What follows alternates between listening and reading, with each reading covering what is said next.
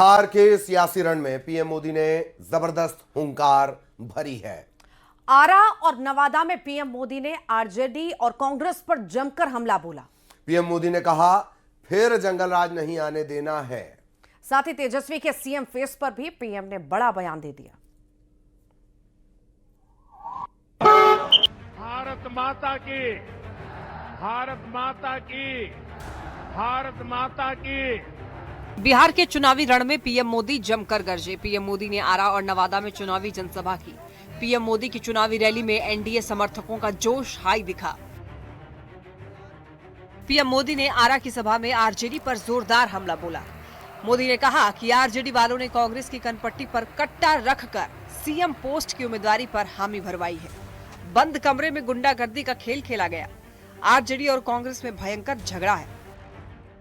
RJD ने कांग्रेस की कनपट्टी पर कट्टा रखकर सीएम पद चोरी कर लिया। आरा में जनसभा को संबोधित करते हुए पीएम ने कहा कि हमारा संकल्प है कि बिहार का युवा बिहार में ही काम करे। एनडीए की सरकार आने वाले साल में 1 करोड़ रोजगार देगी। हमारा संकल्प है बिहार का युवा बिहार में ही काम करेगा, बिहार का नाम करेगा। आरा में पीएम मोदी ने हुंकार भरते हुए कहा कि ये जंगलराज वाले सबसे बड़े हार का रिकॉर्ड बनाने वाले हैं। बिहार के लोगों ने ठान लिया है कि फिर एक बार एनडीए सरकार। बिहार की पुरानी पीढ़ी के साथ ही अब नई पीढ़ी ने ठान लिया है, फिर एक बार एनडीए सरकार। आरा के बाद नवादा में पीएम मोदी ने विपक्ष पर प्रचंड प्रहार किया। पीएम मोदी ने आरजेडी और कांग्रेस पर सियासी प्रहार करते हुए कहा, बिहार में लोगों को योजना का लाभ सीधे सीधे मिल रहा है, नहीं तो जंगल राज वाले सारा पैसा अपने तिजोरी में डाल लेते। अगर जंगल राज वाले होते, उनके साथी कांग्रेस वाले होते, तो आपके हक का ये सारा का सारा पैसा लूटकर अपनी तिजोरी भर लेते। पीएम ने नवादा की जनसभा में कहा, कांग्रेस और आरजेडी में सिर्फ उटव्वल है। कांग्रेस ने आरजेडी को हराने की ठान ली है। जंगल राज के युवराज को पैदल तो किया ही, सीएम पद के नाम पर कांग्रेस ने हामी तक नहीं भरी। पीएम मोदी नवादा में खूब गरजे। पीएम ने कहा, बिहार में फिर जंगल राज नहीं आने देंगे। नीतीश कुमार ने बिहार को जंगल राज से बाहर निकाला, अब रंगदारी का दौर नहीं लौटेगा। नीतीश जी ने बहुत मुश्किल से बिहार को उस दौर से बाहर निकाला है। आप मुझे बताइए, क्या जंगल राज को फिर से बिहार में लौटने देंगे? बिहार के सियासी रण में पीएम मोदी का पराक्रम जारी है।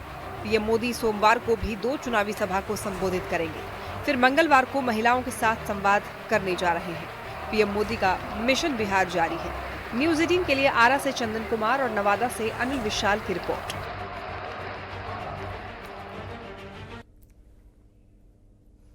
राहुल गांधी ने आज बेगूसराय में महागठबंधन के उम्मीदवार के पक्ष में जनसभा को संबोधित किया, लेकिन जनसभा के बाद उनका एक अलग अंदाज देखने को मिला। दरअसल चुनावी जनसभा को संबोधित करने के बाद राहुल गांधी बेगूसराय में ही मछुआरों के बीच पहुंच गए। वहां न सिर्फ वो मछुआरों से मिले, बल्कि मछुआरों के साथ तालाब में उतरे, जाल लेकर मछली भी पकड़ने लगे। इसी दौरान उनके साथ कन्हैया कुमार मौजूद थे। तस्वीरें आप देख पा रहे हैं। राहुल गांधी बेगूसराय में आज बिल्कुल अलग ही अंदाज में दिखे।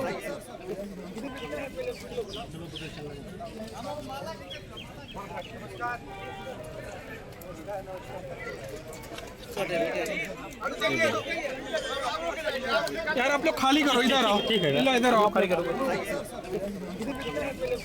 और अब बात बिहार के ही उन 5 फैक्टर्स की जिन्होंने इस चुनाव की पूरी दिशा बदल कर रख दी है।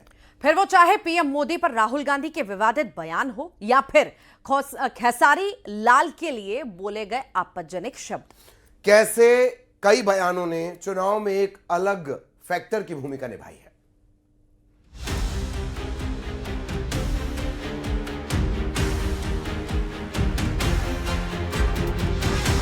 नवंबर का महीना शुरू हो चुका है, गुनगुनी सर्दी है, लेकिन चुनावों की तारीख जैसे जैसे नजदीक आ रही है वैसे वैसे बिहार का राजनीतिक तापमान बढ़ता जा रहा है। सत्ता पक्ष और विपक्ष में संग्राम तेज होता जा रहा है। इसी संग्राम के बीच हम आपको वो 5 फैक्टर दिखाने जा रहे हैं जो बिहार की राजनीति पर लगातार असर डाल रहे हैं। सबसे पहले बिहार की राजनीति का मैनिफेस्टो पुराण समझ लीजिए। सबसे पहले महागठबंधन के मैनिफेस्टो को लेकर सवाल उठे। एनडीए की तरफ से डींगे हाँकने का आरोप लगा। सुपर हैवी बजट का हवाला दिया गया। कहा गया कि महागठबंधन झूठे सपने दिखा रहा है। और जब एनडीए का संकल्प पत्र सामने आया तो महागठबंधन को भी मौका मिल गया। मेरा मानना यह है कि जो व्यक्ति 20 साल में महिलाओं की दशा जो है उसको नहीं सुधार पाए, पलायन नहीं रोक पाए, वहाँ का डेवलपमेंट नहीं कर पाए, उनकी बात पर विश्वास कौन करेगा। आने वाले 5 साल तक इसको कैसे और एक नई ऊंचाई तक लिया जाएगा। युवाओं की रोजगार, महिलाओं की सशक्तिकरण, किसानों की विकास, पिछड़ों की विकास, दलितों की उन्नति, यही सब आज हमारी संकल्प पत्र की प्राथमिकता में रहे। बिहार चुनाव का दूसरा फैक्टर वो मुद्दा है जिसमें शब्दों की मर्यादा को बिहार की सियासत का सेंटर पॉइंट बना दिया गया। राहुल ने ऐसा बयान दिया जिसकी चर्चा बिहार की राजनीति में होने लगी, क्योंकि बयान पीएम मोदी को लेकर था। उनको यमुना से कुछ लेना देना नहीं, उनको छठ पूजा से कुछ लेना देना नहीं, उन्हें सिर्फ आपका वोट चाहिए। अगर आप कहोगे नरेंद्र मोदी जी आप ऐसा ड्रामा करो वोट के लिए, वो कर देंगे। जो भी करवाना है करवा लो। मैं कह रहा हूं आप उनको कहो कि देखो भैया हम आपको वोट देंगे, आप स्टेज पे आके नाच लो, वो नाच लेंगे, नाच लेंगे। कह रहा आप कोशिश करो, मोदी जी आइए स्टेज पे आइए, भाषण मत दीजिए, डांस कर दीजिए, हम आपको वोट देंगे, देखना कर देंगे। लेकिन आगे की कहानी थोड़ी और रोचक है, क्योंकि मामला सीधे नरेंद्र मोदी पर हमले का था। इसीलिए जब उनका मौका आया तो उन्होंने बताया कि ऐसे बयानों पर सियासी पलटवार कैसे होता है। पीएम मोदी ने राहुल गांधी के बयान को छठ की पवित्रता और उसकी सांस्कृतिक अस्मिता से जोड़ दिया।